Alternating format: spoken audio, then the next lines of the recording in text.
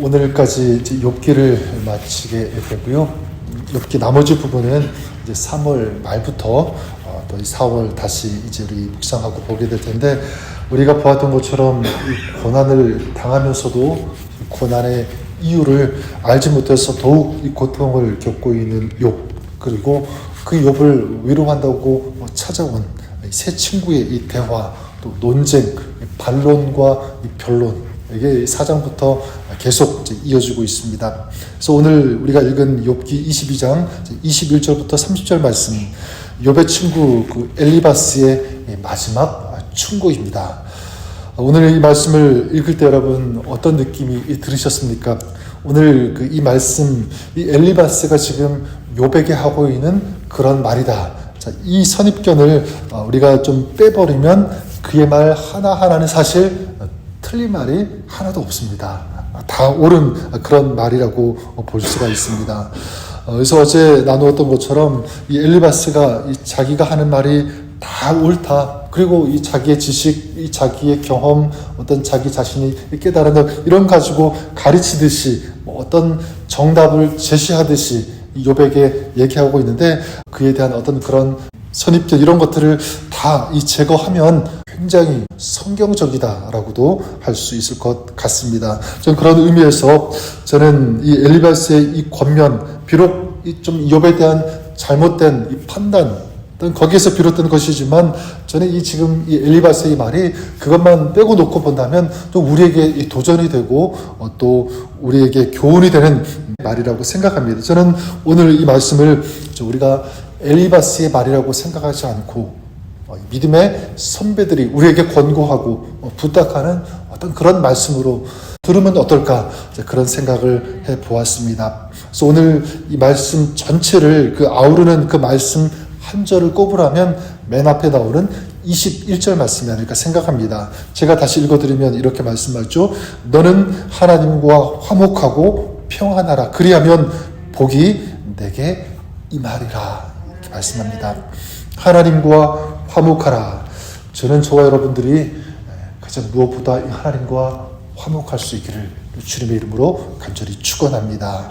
하나님과 화목한다는 것, 21절에 화목하라 이렇게 얘기하고 있는데, 히브리어로 보니까 이 사칸이라고 하는 그런 단어를 사용합니다.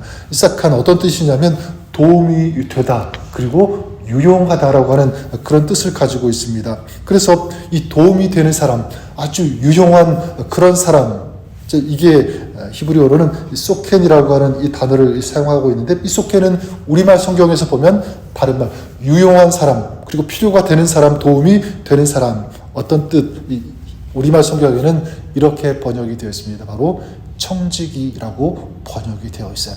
청지기. 그러니까 하나님과 화목한 사람은 어떤 사람인가?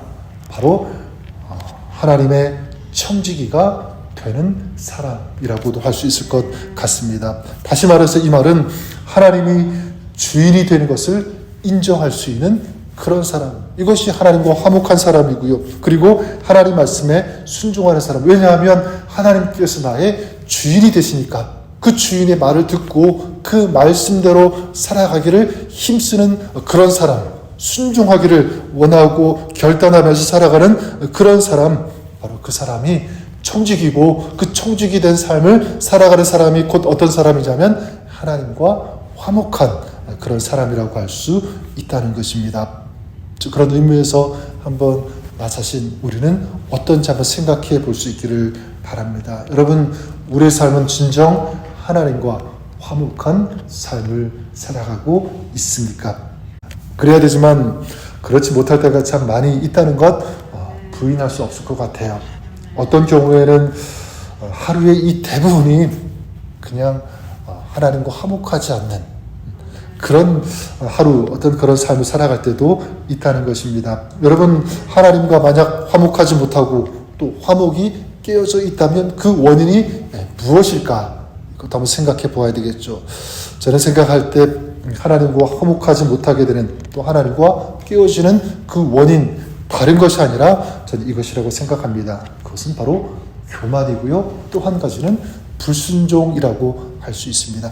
교만과 불순종. 그래서 이 에덴 동산에서 이 화목이 어떻게 깨어졌는지를 우리가 보면 알 수 있을 것 같아요. 처음에 이 하나님과 이 사람 사이에는 함께 대면하면서 또 함께 대화하면서 함께 거니는 그야말로 굉장히 너무나 아름다운 이 화목의 관계였음을 우리가 잘 압니다. 자, 그만큼 또 친밀했죠. 그런데 이 아담과 하와가 하나님께서 금하신 이 선악을 알게 하는 이 나무의 열매를 따먹게 되죠. 하나님과 같이 이 되라고 하는 이 뱀의 유혹에 넘어간 것입니다. 이걸 먹으면 하나님과 같이 된다. 하나님 수준이 된다. 이 유혹에 넘어가 버렸습니다. 이 선악과를 따먹었다는 것, 바로 이것은 뭐냐면 하나님과의 약속을 깬 거죠. 그리고 불순종한 것입니다. 약속을 깨고 불순종한 것, 이게 결국 죄 아니겠습니까?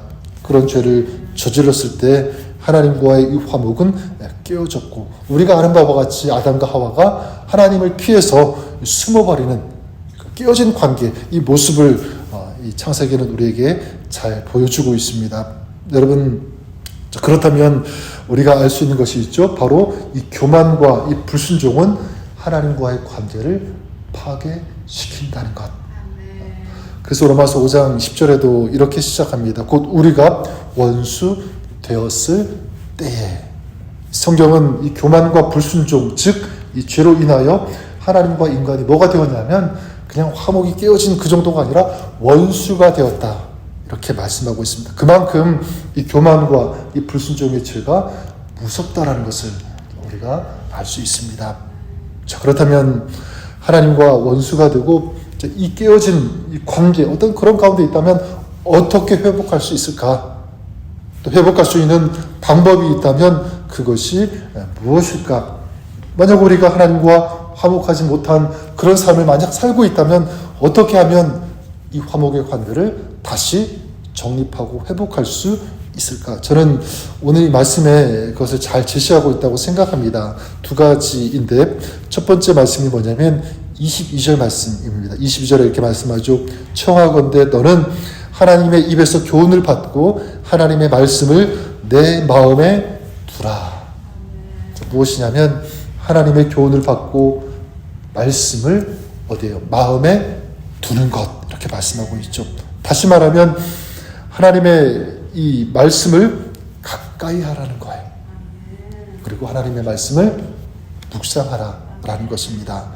전 저와 여러분들이 이렇게 하나님과 화목하기를 힘쓰되 말씀처럼 말씀을 사랑하고 또 말씀을 읽고 가까이 하고 그리고 그 말씀을 묵상하면서 더 나아가 그 하나님의 말씀대로 살기를 힘쓰는 이런 하나님과의 관계에서 성공하는 이런 아름다운 믿음의 삶이 될 수 있기를 주님의 이름으로 축원합니다. 또 둘째는 뭐냐면 23절에 이렇게 말씀합니다. 내가 만일 전능자에게로 돌아가면, 전능자에게 돌아가라. 그러니까 하나님께로 그 삶의 방향, 그 마음의 그 방향을 하나님께로 돌이키라고 하는 것이죠. 그 하나님께로 가라고 하는 것입니다. 다시 말하면 이것은 회개다라고 말씀드릴 수도 있을 것 같아요. 회개하는 것. 자, 이렇게 회개하면, 이렇게 하나님께 돌이키면, 전능자에게로 돌아가면 어떻게 되는가? 23절에 말씀합니다. 네가 지음을 받을 것이며 또 내 장막에서 불의를 멀리 하리라. 회개하고 하나님께 돌이킬 때 용서받을 것이다. 또한 자비하신 하나님께서 그에게 새로운 삶을 허락하실 것이다. 또한 악에서 벗어나게 하시며 평안과 복을 주시겠다, 이렇게 말씀하고 있습니다. 그뿐만이 아니죠. 25절에 보니까 그리하면 전능자가 내 보화가 되시며 내게 고귀한 은이 되시리니. 저는 저와 여러분들이 그럴 수 있기를 바랍니다. 불의, 불순종, 그리고 이 죄악된 습관들, 이런 것들을 버리고 주님께로 돌아가기를 힘쓰는 정말 진정한 회개가 있는 그런 삶이 되어야 된다고 생각합니다. 회개는 그래요. 단지 슬픈 감정적인 차원에서 머무는 것이 진정한 회개가 아닙니다. 진정한 회개는 어떤 것이냐면 여호와께, 이 전능자이신 하나님께로 돌아가는 것. 다시 말하면 그 십자가 앞에 나아가면서 그 십자가 앞에 겸손히 엎드릴 수 있는 그런 사람, 그 모습이 진정한 회개의 사람이고 회개의 모습이라고 믿습니다. 저는 저와 여러분들이 그러시기를 바랍니다. 하나님과 진정 화목하기를 원한다면 오늘 내가 살아가고 있는 그런 모습 속에서 돌이켜야 할 것, 고쳐야 할 것, 변화되어야 할 것이 무엇인지를 알고, 만약 모른다면 우리 성령의 인도하심과 이 도우심을 구하면서 또 물으면서 우리 주님의 교정함을 받는 그런 우리의 삶, 우리의 마음이 되어야 된다고 믿습니다. 이렇게 하나님과 화목했을 때 어떻게 되는가, 그 결과가 무엇인가 라고 할 때 21절을 다시 보시면 이렇게 말씀하고 있죠. 너는 하나님과 화목하고 평안하라. 그리하면 복이 내게 임하리라. 하나님과 화목하게 되면 먼저 어떤 그 은혜가 있냐면 바로 이것입니다. 평안이죠. 샬롬. 나는 하나님과 화목하고 평안하라. 샬롬.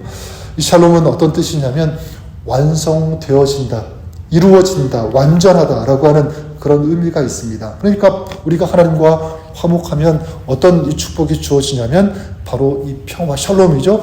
하나님의 계획이 내 삶에 완전히, 온전히 아름답게 이루어지는 이 샬롬의 축복이 임하게 되는 줄 믿습니다. 또한 하나님과 화목하게 될 때 여기 보니까 복이 있으리라. 복이 임한다고 하고 있죠. 복, 이 토부, 이것은 좋은 거예요.